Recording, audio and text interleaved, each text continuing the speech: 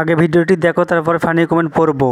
Divorce হয়ে গেলে তার সাথে দেখা করাও পাপ। ইসলামের ভাষায় সেটা হচ্ছে ডিভোর্স হয়ে যাওয়া মানে সে একটা পরপুরুষ। কত বড় পীর সাহেব সারা দেশের মানুষকে দেহ দেখাচ্ছে, সেটা কি?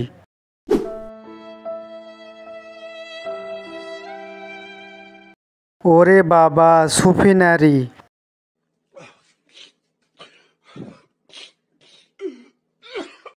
পাতলা কাপড় পরে দেহ দেখানি বুঝি পণ্যের কাজ? সিদ্দিক ছাড়া বাকি সবাই আপন পুরুষ। ওরে বাবা, উনি মিশকাত শরীফ, বুখারী শরীফ, ফাজাইল আমল পড়ে বোঝা যাচ্ছে। বুঝো না এই ব্যাপারটা। হওয়ার অন্য সবার সাথে অন্তরঙ্গ হওয়ার সওয়াব।